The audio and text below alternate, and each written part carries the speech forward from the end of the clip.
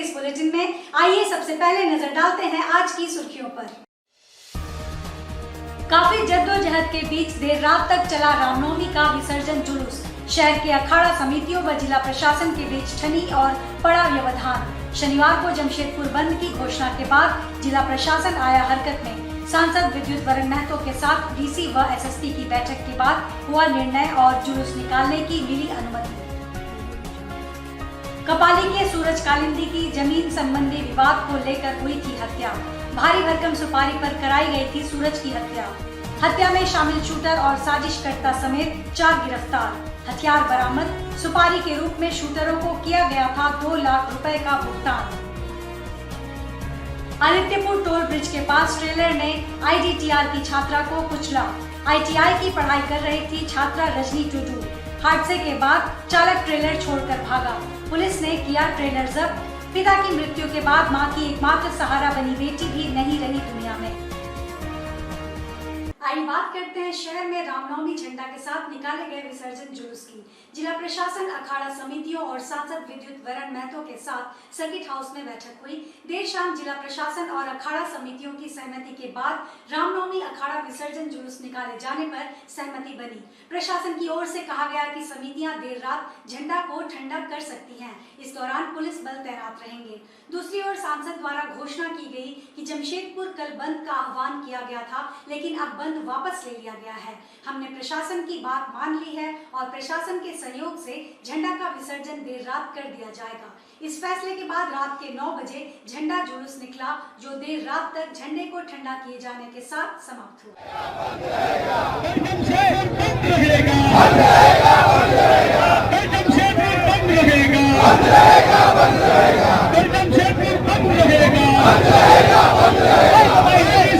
नहीं चलेगी। हिंदू समाज का प्लान करना बंद करो। दरअसल बात उस समय बिगड़ी जब सांची बाल मंदिर अखाड़ा समिति द्वारा मुख्य जुलूस के पूर्व संध्या पर निकाले गए जुलूस में शामिल ट्रेलर व डीजे को पुलिस प्रशासन द्वारा जब्त कर लिया गया। कई दौर की वार्ता के बावजूद प्रशासन ने वाहन व डीजे को रिलीज करने से इनकार कर दिया। सुबह से ही विभिन्न अखाड़ा समितियों के लोग सांची स्थित झंडा चौक पर जमा हो गए।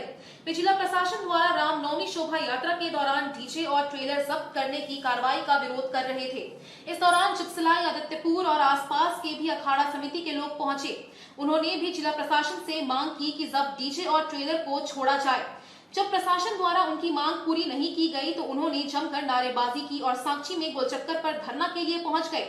वहीं आज रामनवमी शोभा यात्रा का विसर्जन नहीं किया जाएगा। इसको लेकर पूरा मामला गर्मा गया है।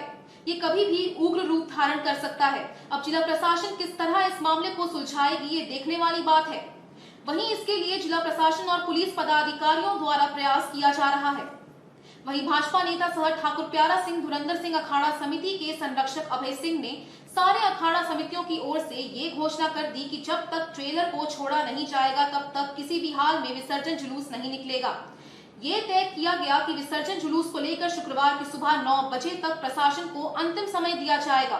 अगर सुबह 9 बजे तक ट्रेलर को रिलीज कर दिया गया तो फिर विसर्जन जुलूस निकलेगा और अगर रिलीज नहीं किया गया तो फिर पूरे जमशेदपुर शहर में बंदी की घोषणा हो जाएगी। विसर्जन जुलूस रोक दिया जाएगा। इसके बाद से जमशेदपुर में माहौल थोड़ा गर्म हो गया है।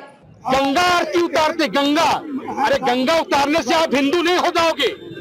अगर गंगा आरती उतारो और साथ में राम की भी आरती उतारने का, उसके पगड़ी को बचाने का भी काम करो, तब हम आपको असली हिंदू मानेंगे। वोट बैंक की राजनीति नहीं है, वोट बैंक की राजनीति नहीं होगा। इसलिए हिंदू समाज ने निर्णय कर लिया। बहुत हेमंत सोरेन की सरकार जो सनातन धर्म के साथ बराबर खिलवाड़ करने का प्रयास कर रही है और हिंदू जनभावना को ठेस पहुंचाने का काम कर रही है। रामनवमी जो हिंदुत्व का, सनातन धर्म का एक बड़ा त्योहार है और धूमधाम के साथ पूरे सनातन धर्म को मानने वाले लोग इस त्योहार को मनाते हैं। विगत कुछ दिनों से जिस प्रकार से राज्य सरकार के इशारे पर जिला की प्रशासन कार्रवाई कर रही है और कल जो घटनाएं घटी, उन घटनाओं के विरोध में केंद्रीय रामनवमी समिति, अखाड़ा समिति के सभी लोग यहां पर बैठक किए थे और बैठक में यह निर्णय हुआ था कि जो टेलर राज्य सरकार के इशारे पर जिला प्रशासन के द्वारा जब्त किया गया है, उसका कोई वैकल्पिक रास्ता निकाले, उस ट्रेलर को रिलीज किया जाए या म्यूजिक सिस्टम जो जब्त किया गया उस म्यूजिक सिस्टम को रिलीज किया जाए, या अन्य जहां भी स्वयं सहायता समूहों के द्वारा रामनवमी जुलूस में सेवा शिविर लगाने का काम किया जा रहा, उसमें भी काफी डिस्टरबेंस पैदा किया जा रहा। हम भारतीय जनता पार्टी के लोग हिंदू जनभावना के साथ हैं और ये जो हिंदू जनभावना के साथ खिलवाड़ कुकृत करने का प्रयास हेमंत सोरेन की सरकार कर रही है, इसका हम पुरजोर विरोध करते हैं। जमशेदपुर के रामनवमी अखाड़ा समिति के निर्णय के साथ भारतीय जनता पार्टी कंधा से कंधा मिलाकर के पूरे ऊर्जा के साथ हम लोग साथ चलने को तैयार हैं। जो विश्व हिंदू परिषद के द्वारा आज निर्णय लिया गया और तमाम अखाड़ा समिति के लोग भी यहां थे, सभी अखाड़ा समितियों ने अपने अपनी वेदना को, अपने अपने परेशानियों को यहां पर रखने का काम किया और सभी के बातों को सुनने के उपरांत जो निर्णय विश्व हिंदू परिषद और जमशेदपुर अखाड़ा समिति का निर्णय आया है, भारतीय जनता पार्टी उस निर्णय के साथ है और इस तुगलकी फरमान का हम विरोध करते हैं। और ये जो नीति अपनाने वाली हेमंत सरकार चल रही है, एक राज्य में दो प्रकार के कानून चल रहे हैं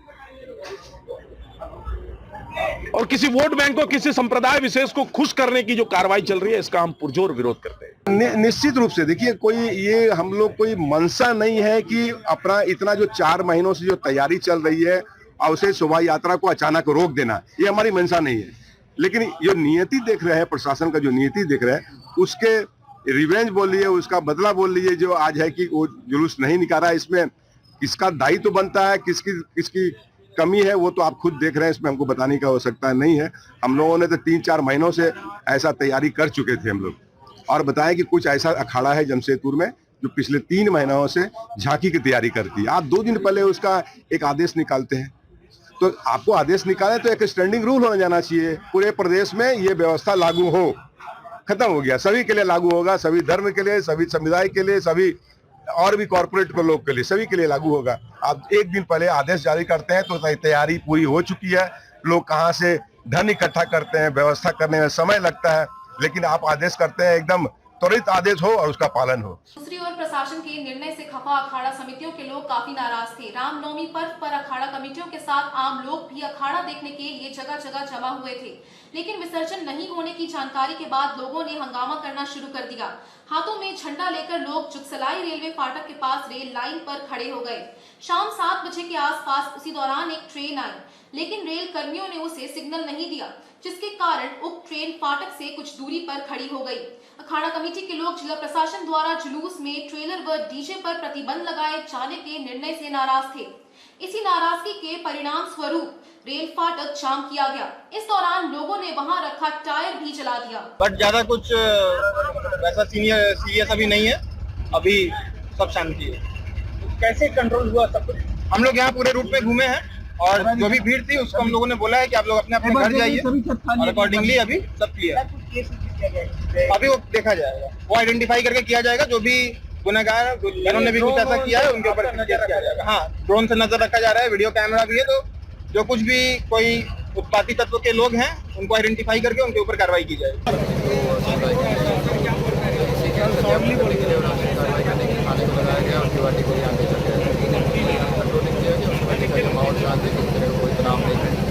मुंह में लगा तो कोई इशू यहाँ पे नहीं है, सब कल टाइम से आज दिन यहाँ पे नहीं है, आज दिन दूसरी जगह हुआ है। यहाँ पे माहौल शांत है, कोई इशू नहीं है, पर्याप्त मात्रा में फोर्स डिप्लॉयड है, पुलिस एक्टिव है, सिविल प्रशासन भी एक्टिव है, कोई इशू है। उसके बाद सत्ते में आए प्रशासन ने सांसद विद्युत महतो के साथ बैठक के बाद रात के 9 बजे ट्रेलर व डीजे के साथ झंडा निकालने की अनुमति दी और रामनवमी का झंडा जुलूस निकला, जो देर रात करीब 1:30 बजे तक नदी घाटों पर पहुंचकर ठंडा किया गया।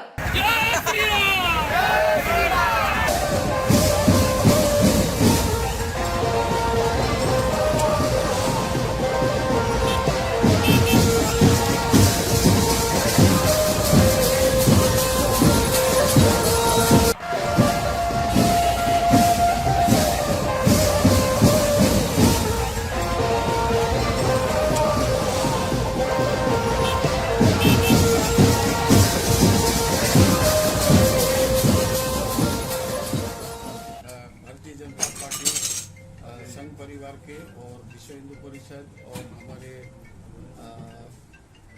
जो भी इकाई थे सब कहीं यहाँ शामिल हुए एडमिनिस्ट्रेशन के साथ। और हम लोग इस बात को फ्यूचर में कभी किसी तरह का कोई घटना ना घटे, इसके लिए विस्तृत रूप में इसका चर्चा हुआ विस्तृत स्तर में, और इसलिए निर्णय लिया गया कि फ्यूचर में कभी इस तरह का कोई घटना ना हो। कहीं ना कहीं किस तरह का कहीं थोड़ा सा कंफ्यूजन, किस तरह घटना बने? वार्तालाप में कहीं ना कहीं दिक्कत था। बहुत सारी चीज़ में हम लोग को पता चला कि हमारे अभय भाई कहाँ हैं, तो उन लोग थे कम्युनिकेशन थोड़ा सा जो चीज़ बोला गया वो चीज़ उस समय का हम लोग वास्तविक स्थिति को बहुत आदमी समझ नहीं पाए, और जो चीज़ के लिए घटना घटा टेलर और इसके लिए डीजी के लिए अभी जिला एडमिनिस्ट्रेशन ने क्लियर कर दिया कि कहीं ना कहीं थोड़ा सा गैप हम लोग में से था, और हम लोग में सीनियर से कोई इन लोग से बात नहीं कि इधर से भी कुछ बात नहीं, जिसका चलते लंबी वार्तालाप हुआ और बातचीत बहुत ही स्वादपूर्ण एक दूसरे का बात समझने के बाद ये निर्णय लिया गया कि फ्यूचर में हम लोग सब मिलकर ना डीजी ना टेलर से कोई दिक्कत नहीं है। जिला एडमिनिस्ट्रेशन का कहना है कि बहुत ज़्यादा टेलर होने से कभी कभी ट्रैफिक जाम हो जाता है और एक्सीडेंट का संभावना है, तो 1 2 3 गाड़ी लोग ले सकते हैं, ट्रैक ले सकते हैं, जिसमें झांकी दिखा सकते हैं। और सवाल है कि अभी बहुत दूर दूर से झांकी है, हमको जैसे पता चला राजस्थान से है, कुछ लोग मध्य प्रदेश से, छत्तीसगढ़ से बहुत लोग आए हैं, और वार्तालाप में पता चला कि हम लोग को भी सबको मिलकर एक बार पहले बात करना चाहिए, जो नहीं हुआ किसी कारणवश उसका पीछे हम लोग नहीं जा रहे। और जमशेदपुर जो है अभी फैसला हुआ यही कि अभी बहुत सारे जगह में जो है सारे लोग इंतजार में है कि हम लोग निकालें, प्रोसेसन निकालें। हाँ, तो मोटा मोटी ये तय हुआ कि अभी अगर जिस साथी लोग मैक्सिमम लोग चाहता है कि आज ही निकल जाए, क्योंकि कल किसी भी तरह नहीं हो सकता, और हम लोग आपस में बैठ के जो भी हमारे जिलाध्यक्ष है, अभय भाई हैं, और भी नंदी भाई, और जो विश्व हिंदू परिषद राजकुमार भाई हैं, नीरज भाई हैं, तो सारे लोग बड़े लोग जो है जिम्मेवारी हम लोग से बातचीत हुआ। आइए बात करते हैं कपाली के सूरज हत्याकांड के खुलासे और गिरफ्तार किए गए 4 लोगों की। जिले के चांडिल अनुमंडल अंतर्गत कपाली ओपी क्षेत्र में 24 मार्च की शाम हुए सूरज कालिंदी हत्याकांड का चांडिल अनुमंडल पुलिस पदाधिकारी द्वारा खुलासा किया गया है। अनुमंडल कार्यालय में आयोजित प्रेस वार्ता में एसडीपीओ संजय सिंह ने हत्याकांड से जुड़े पूरे मामले की जानकारी दी और बताया कि सुपारी किलर्स द्वारा ही सूरज कालिंदी की हत्या की गई थी। हत्याकांड के संबंध में प्रेस वार्ता में जानकारी देते हुए एसडीपीओ ने बताया कि मृतक सूरज कालिंदी के घर के पास खाता संख्या 116, प्लाट संख्या 261, 262, 265 पर जबरन कब्जा को लेकर हत्याकांड को अंजाम दिया गया था। एसडीपीओ ने बताया कि मृतक के घर के पास जमीन पर हत्याकांड के साजिशकर्ता विष्णु महतो और मृतक अपना अपना दावा कर रहे थे। जमीन पर कब्जा नहीं कर पाने के कारण साजिशकर्ता विष्णु महतो ने जयद्रथ महतो के साथ मिलकर 2 शूटर को 2 लाख कैश, 1 स्कॉर्पियो गाड़ी और 2 बुलेट में हत्या का सौदा करते हुए सुपारी दी, जिसमें हत्या के लिए तत्काल 2 लाख रुपए शूटर को दे दिए गए थे। पुलिस अनुसंधान में साजिशकर्ता ने हत्याकांड में शामिल होने की बात स्वीकार कर ली है। पुलिस ने इनकी निशानदेही पर हत्याकांड में शामिल 2 अन्य आरोपी संतोष को, राकेश केराई को भी गिरफ्तार किया है। पुलिस ने आरोपियों के पास से 1 बोलेरो, 3 मोबाइल फोन जब्त किया है। बताते चले कि हत्याकांड की गुत्थी सुलझाने के लिए चांडिल अनुमंडल पुलिस पदाधिकारी संजय कुमार सिंह के नेतृत्व में टीम का गठन किया गया। इसमें चांडिल सर्कल इंस्पेक्टर पास्कल टोपो, कपाली ओपी प्रभारी सुनील कुमार भोक्ता, कपाली पुलिस पदाधिकारी दिनेश कुमार मुख्य रूप से शामिल थे। 24 मार्च को शाम में कपाली के डोबो में सूरज कालिंदी नामक एक व्यक्ति की हत्या कर दी गई थी। इस संबंध में मृतक सूरज कालिंदी के पत्नी के बयान पर कांड अंकित किया गया था। क्योंकि ये हत्या बिल्कुल फिल्मी अंदाज में था, शूटर उनके घर पर आए और 1 मिनट काम करके बुलाए और उनके घर के बाहर उसी जगह में गोली मार दी गई। तो इस घटना की गंभीरता को देखते हुए हम लोगों ने इसमें विशेष तरीके से और विशेष टीम गठित करके छापामारी अभियान शुरू किया और विभिन्न बिंदुओं पर पहलुओं पर जांच करने के बाद यह बात स्पष्ट हुआ कि सूरज कालिंदी अपने घर के पास ही कोई लगभग 1.5 एकड़ ज़मीन था। उस ज़मीन को लेकर के कमारगोड़ा के विष्णु महतो के साथ उनका विवाद कुछ दिनों से चल रहा था, जो कहीं नोटिस में नहीं आया था। अंदरूनी विवाद था, दोनों ही उस ज़मीन पे अपना अपना दावा कर रहे थे। इसी विवाद को लेकर के जब भी गणेश सूरज विष्णु महतो किसी आदमी को ज़मीन बिक्री के लिए दिखाता था तो उसको डिस्टर्ब ये कर देता था, मैं मेरा ज़मीन है। इसी को रास्ते से हटाने के लिए विष्णु ने वहाँ के अमीन जयद्रथ महतो को उसका साथ लिया। जयद्रथ महतो ने उसे दिमाग दिया कि ऐसे नहीं मानेगा, ऐसे जो है ख़त्म करवा दो।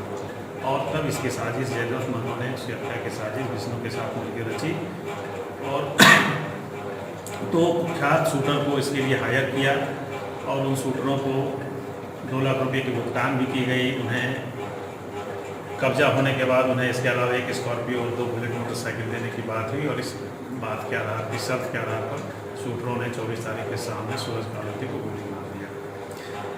तकनीकी जांच एवं विभिन्न जांच के पहलुओं पर अनुसंधान के दौरान इसमें हम लोगों ने विष्णु महतो और अमीन जयद्रथ महतो शूटरों के सहयोगी जो रेकी करने में शूटरों की मदद कर रहे थे, संतोष को तमुलिया के हैं और राकेश बुराई ये भी तमुलिया के हैं। इन चारों को हम लोगों ने गिरफ्तार किया। अभी भी शूटर जल्दी ही हम लोग चूँकि पहचान हो गई है, हम लोग उसके पीछे काम कर रहे हैं। शीघ्र ही दोनों शूटर को भी हम लोग पकड़ेंगे। आइए बात करते हैं कदमा में टोल ब्रिज के पास ट्रेलर की चपेट में आकर हुई छात्रा की मौत की। जमशेदपुर के कदमा में टोल ब्रिज के पास शनिवार की सुबह हुई दुर्घटना में ITTR की छात्रा की दर्दनाक मौत हो गई है। हादसे की सूचना के बाद मौके पर पहुंची पुलिस ने छात्रा को स्थानीय अस्पताल पहुंचाया, जहां चिकित्सकों ने छात्रा को मृत घोषित कर दिया। कदमा पुलिस पूरे घटनाक्रम की छानबीन कर रही है। जमशेदपुर के कदमा थाना अंतर्गत आदित्यपुर टोल ब्रिज के समीप मरीन ड्राइव में शनिवार को अनियंत्रित ट्रेलर की चपेट में आकर इंडो डेनिश टोल रूम की छात्र रजनी टुडू की दर्दनाक मौत हो गई है। हादसे की सूचना मिलते ही हाईवे पेट्रोलिंग पुलिस मौके पर पहुंची और मामले की जांच में जुट गई है। घटना के संबंध में बताया जा रहा है कि Rajni Tudu Indo Danish toll room में ITI की पढ़ाई कर रही थी। हर दिन की तरह शनिवार को भी वो अपने साइकिल से ITTR गई थी। वहां से लौटने के क्रम में टोल ब्रिज के समीप ट्रेलर के पिछले चक्के के नीचे आ गई। सूचना पर पहुंची हाईवे पेट्रोलिंग पुलिस ने घायल छात्रा को इलाज के लिए अस्पताल भिजवाया, जहां चिकित्सकों ने उसे मृत घोषित कर दिया। छात्रा सोनारी आदर्श नगर सिदो कानो बस्ती की रहने वाली है। छात्रा के पिता की पूर्व में ही मृत्यु हो चुकी है। मां किसी तरह से पढ़ा रही थी। घटना के बाद परिजनों में मातम छा गया है। वहीं सूचना पर पहुंची कदमा थाना की पुलिस दुर्घटनाग्रस्त ट्रेलर एवं छात्रा का साइकिल जब्त कर आगे की कार्रवाई में जुट गई है। गाड़ी हमेशा की तरह रोज कॉलेज जाती है, ITI करने साइकिल पे जा रही थी, कदमा मोड़ में वहाँ उड़ा दी। अभी तक हम लोग भी एग्जिट लोकेशन नहीं पता, बट कदमा में हुआ, गाड़ी पकड़ा गया ट्रेलर। घटना है कि हम लोग गश्ती में थे, हमको सूचना मिला कि टोल गोल चक्कर के पास एक्सीडेंट हो गया है। तो हम लोग सूचना पा कर के आए तो यहाँ देखे कि साइकिल बगल में पड़ी है, वो लड़की है उस पर गाड़ी चढ़ के पार कर गया है, जो कि यहाँ का स्थानीय लोग मौजूद लोगों ने बताया कि से टोल तरफ से लड़की आ रही थी और गाड़ी जो है कि टेलर जो है मेरीन ड्राइव तरफ से आ रही थी। अब गोलचक्कर घूमने के क्रम में गाड़ी के पिछला चक्का के पीछे पड़ गई है। लड़की बच रही थी, लड़की को आनंद फरन में गाड़ी से टोल के गाड़ी से भेज दिए हॉस्पिटल, जो कि वहां पहुंचने के बाद डॉक्टर ने मृत्यु घोषित। आइए बात करते हैं कदमा में हुए पत्नी, 2 बेटियों व ट्यूशन टीचर की हत्या के मामले में कोर्ट द्वारा अभियुक्त को दोषी करार दिए जाने की। कदमा में पत्नी, 2 बेटी व ट्यूशन टीचर सहित 4 लोगों की हत्या के मामले में अभियुक्त दीपक को शनिवार को दोषी करार दिया गया है। अदालत सजा के बिंदु पर 6 अप्रैल को सुनवाई करेगी। वहीं पत्नी और ट्यूशन टीचर के परिजनों ने दोषी को फांसी की सजा दिए जाने की मांग की है। बताते चले कि कदमा थाना क्षेत्र के तिश्ता रोड में 12 अप्रैल 2021 की दोपहर पत्नी वीणा कुमारी दो मासूम बेटी दिया व संध्या तथा ट्यूशन टीचर की बेरहमी से हत्या करने के बाद आरोपी दीपक कुमार मौके से फरार हो गया था। पुलिस ने कड़ी मशक्कत के बाद धनबाद से गिरफ्तार करने में सफलता पाई। पुलिस ने मामला दर्ज करने के बाद आरोपी को जेल भेज दिया था। इस मामले में एडीजे 4 राजेंद्र कुमार सिन्हा की अदालत ने आरोपी टाटा स्टील के कर्मचारी दीपक कुमार सिंह को दोषी करार दिया है।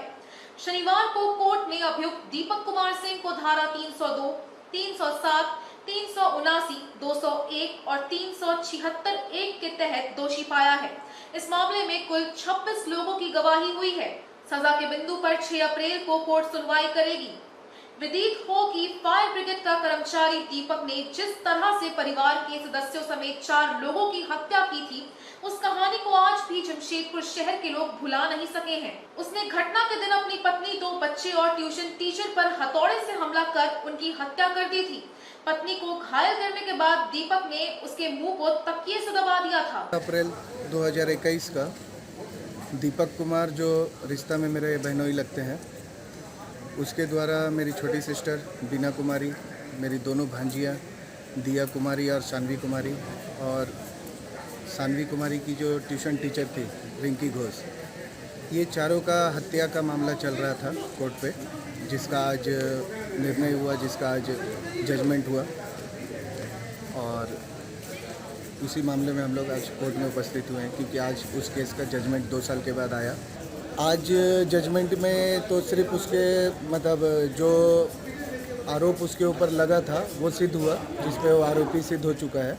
और फाइनल जो सज़ा का जो ये होगा वो 6 अप्रैल का डेट रखा गया है। 6 अप्रैल को ये क्लियर होगा कि उस पर क्या सज़ा उसको मिलेगा। हमारे तरफ से तो पूरा प्रयास रहा है शुरू से ही कि हम लोग उसके ऊपर फांसी का ही सज़ा को ये करेंगे। हम लोग शुरू से यही उम्मीद में लेके चले हैं कि इतना बड़ा अपराध का कोई छोटा मोटा सज़ा तो हो नहीं सकता, और मेरे ख्याल से फांसी से कम होना बहुत गलत होगा इस केस में, क्योंकि इस केस में जो 4 जन की हत्या हुई है काफ़ी मासूम थे, प्लस उनका खुद का ही परिवार का हिस्सा था, और एक उनका ट्यूशन टीचर था जिसका कोई गलती नहीं था, लेकिन फिर भी वो सब मारा गया। तो इतना बड़ा जघन्य अपराध करने के बाद मेरे ख्याल से फांसी से नीचे उसका कोई सज़ा कम होता है। फांसी ही हम लोग मानते हैं।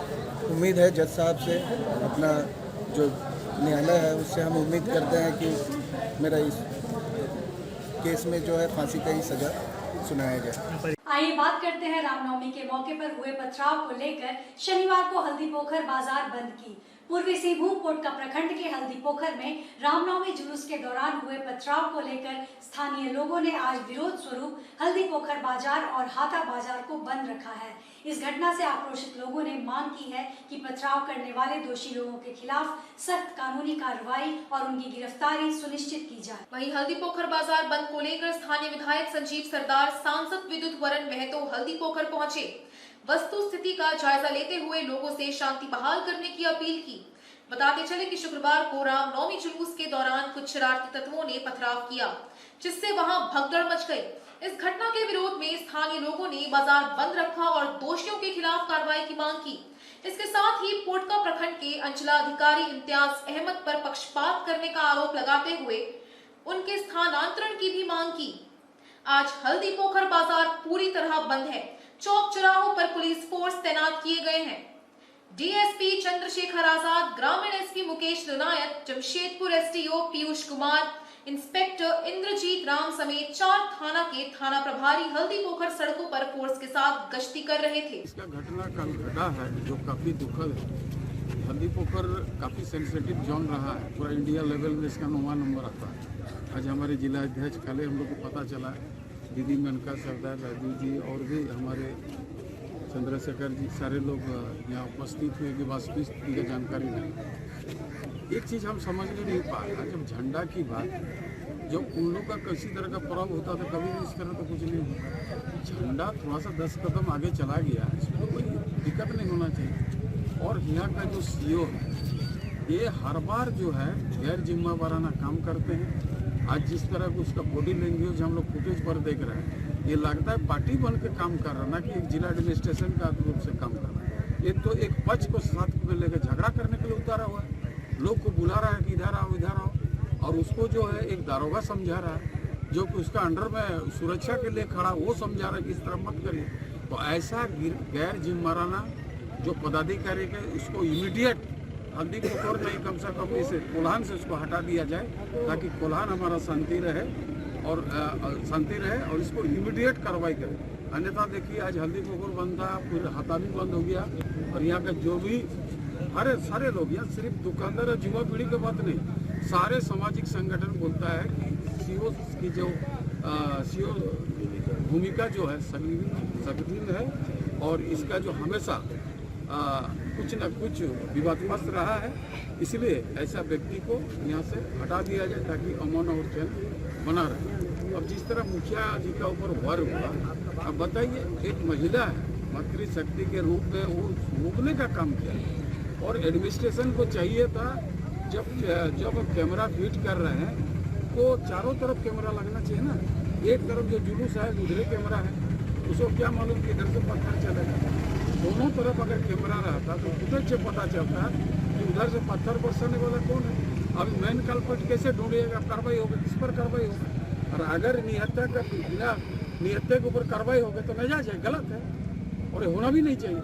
अभी इस संबंध में जो है, अभी हम तत्काल डीसी से बात किए हैं, चीफ सेक्रेटरी से बात करेंगे, और मुख्यमंत्री जी को भी हम लोग पत्र लिखेंगे पार्टी की ओर से कि भाई इस तरह का गैर जिम्मेदार आदमी को यहाँ से हटाइए, क्योंकि बार बार ये चीज़ हो रहा है। जो हमारा वहाँ पहाड़ी था, उसको पूजा पाठ तलाई पहाड़ में पूजा पाठ होता था। अब वहाँ प्लॉट काटिंग ये आने के बाद एक ऑफिसर है, वो आपका क्वार्टर है, फिर बस्ती में रुकने का क्या दरकार है। वहाँ बस्ती में रह के गलत काम कोई भी इजाफा करता है, यहाँ पर गो हत्या होती है, उसको सुरक्षा देना में नाकाम रहे, बार बार हो रहा है। तो किसी भी धर्म का, हम हिंदू का ही नहीं बात कर रहे, किसी भी धर्म का आहत किसी व्यक्ति द्वारा नहीं होना चाहिए, ये हमेशा ध्यान रखना चाहिए। सर अभी क्या फैसला निकला? हम लोग चाहते हैं कि जो यहाँ के लोगों का मांग है, इमीडिएट कार्रवाई करके सीओ को यहाँ से हटाया जाए ताकि अमन और शांति बना रहे। पहला डिमांड यही है, और जो छोटा छोटा डिमांड है इस पर हम लोग जिला एडमिनिस्ट्रेशन से बात करेंगे। और ये कोई नाजायज बात नहीं, लगातार 3-4 बार हुआ है। जुलूस में शामिल थे, हर साल भांति जैसा शामिल हम लोग होते हैं, और आज तक यहाँ का जो कमेटी के माध्यम से यहाँ का तमाम बस्तीवासी या विभिन्न मंदिर के जो भी साथी लोग हैं यहाँ सम्मिलित होता है, और एक साथ बजरंगबली मंदिर से जुलूस निकाल के रमकनी मंदिर तक हर साल जाता है। और इस बार भी हम लोग शामिल थे, और इस बार जो वहाँ देखे स्थिति शांतिपूर्वक जब हम पहुँचे, उसके बाद जो हमको सीओ को ठीक नहीं लगा, क्योंकि शुरू में ही देखे सीओ एकदम खड़ा है, हम लोग पीछे है, वो आगे है। प्रशासन है, हम लोग जनप्रतिनिधि है, जनप्रतिनिधि को तो पीछे नहीं करना चाहिए, इसमें भी थोड़ा हमको दुख लगा। लेकिन हम अंतिम तक रहते, लेकिन कलकापुर का झंडा नहीं उठ रहा था, मेरे ही चलते रुका हुआ था, इसीलिए हम वहाँ चल गए। और इस बार वो लोग पहला बार जुलूस कर रहे हैं, इसीलिए वहाँ जाना पड़ा।